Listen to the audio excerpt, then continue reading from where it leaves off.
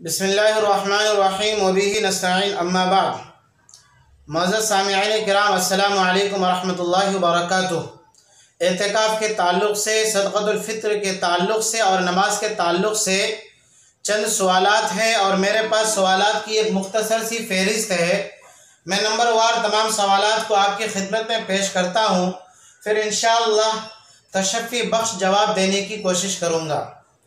पहला सवाल है, महदीपुर से एक साहब हैं, इनका सवाल है कि मर्द हजरात घरों में एतिकाफ़ कर सकते हैं या नहीं। इस ताल्लुक़ से फ़िक़्ह का एक उसूल जहन में रखें कि मर्द हजरात घरों में एतिकाफ़ बिल्कुल नहीं कर सकते, क्योंकि उसूल ये है कि मर्द हजरात एतिकाफ़ उसी मस्जिद में करेंगे जिस मस्जिद में इमाम व मुअज़्ज़िन मुतय्यन हो, यानी वो मस्जिद मस्जिद शरई हो।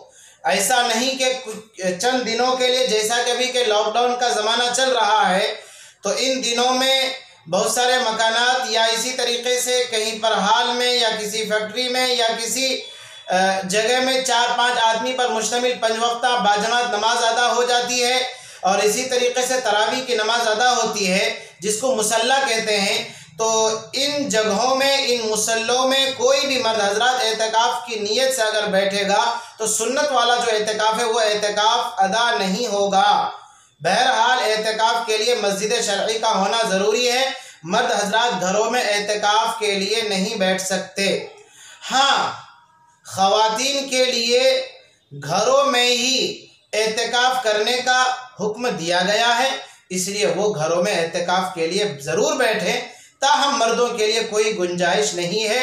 मैं बतौर मशवरा की एक बात अर्ज़ करना चाहता हूँ कि इन दिनों में जो मस्जिद में 5 आदमी पर मुश्तमिल बाजमात नमाज अदा होती है और जो लोग पाबंदी से नमाज अदा कर रहे हैं घर मस्जिद में आकर के, उन्हीं 2-4 आदमियों में से कोई एक आदमी मस्जिद में 10 दिन की एतिकाफ़ की नीयत से अपने आप को मस्जिद के हवाले कर दे, ताकि तमाम महल्ले वालों की तरफ से ये सुन्नत अदा हो जाए, वरना तमाम महल्ले के लोग गुनहगार होंगे।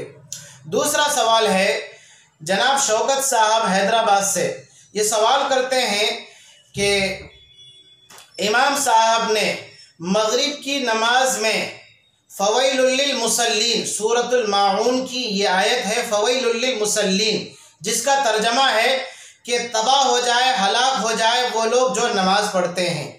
इस जगह पर अगर वक्फ कर दे तो क्या नमाज में कोई ख़राबी आएगी? मैं इस सवाल को थोड़ा सा फैलाता हूँ, वाज़ेह करता हूँ। सवाल करने का मकसद ये है कि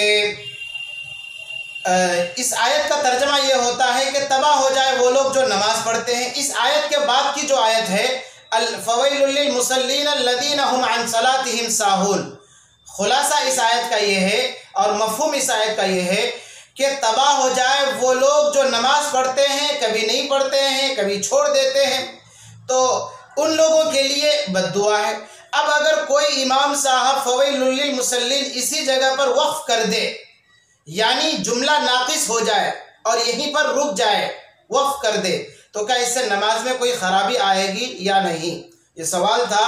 तो इसका तफसीली जवाब ये है कि देखिए फ़वैलुल लिल मुसल्लीन यहाँ पर अगर वक्फ कर दे, या एक बात मैं एक कदम और बढ़ के कहता हूँ, वक्फ नहीं बल्कि यहाँ पर रुक कर के रुकू में भी चला जाए, दोनों सूरतों में नमाज हो गई, नमाज दुरुस्त हो गई। अगरचे के ये ऐसी गलती है कि जिससे माने में तब्दीली हो रही है, लेकिन फुक़हा किराम ने वक्फ करने की वजह से माने के अंदर तब्दीली हो जाने के बावजूद नमाज की सेहत का हुक्म लगाया है। इसलिए इस सूरत में भी नमाज में कोई ख़राबी नहीं आएगी, नमाज हो जाएगी। अलबत्ता इमाम साहब को चाहिए कि वो वक्फ यहाँ ना करे बल्कि पूरे जुमले को, यानी उस अगली आयत को भी मिला ले। मैं बतौर हवाले के अल-मुहीतुल बुरहानी की एक इबारत आपकी खिदमत में पेश करता हूँ कि वफ़ी हादल वजही ला तफ़सुदु सलातुहु इंद उलमाइना, कि इस सूरत में, यानी इस तरह जहाँ कहीं भी हो, बहुत सारी ऐसी आयतें हैं कि जहाँ पर आयत तो मौजूद है, वक्फ की अलामत मौजूद है, लेकिन अगर हम वहाँ पर वक्फ करते हैं, रुक जाते हैं, तो इससे माने में तब्दीली आ जाती है और मफ़हूम नाक़िस रह जाता है। उसके बावजूद हमारे उलमाए किराम ने फरमाया ला तफ़सुदु सलातुहु, नमाज फासिद नहीं होगी। وعند بعض العلماء تفسد صلاتہ، اور بعض علماء کے نزدیک نماز فاسد ہو جاتی ہے، والفتویٰ علی عدم الفساد علی کل حال، اور فتویٰ اس بات پر ہے کہ کسی بھی صورت میں نماز فاسد نہیں ہوگی، یعنی ایسی ناقص جگہوں میں، یعنی جہاں پر مفہوم ناقص رہ جاتا ہو، معنی میں تبدیلی آ جاتی ہو، اس کے باوجود اگر وقف کر دے تو بھی نماز ہو جائے گی، نماز میں کوئی خرابی نہیں آئے گی۔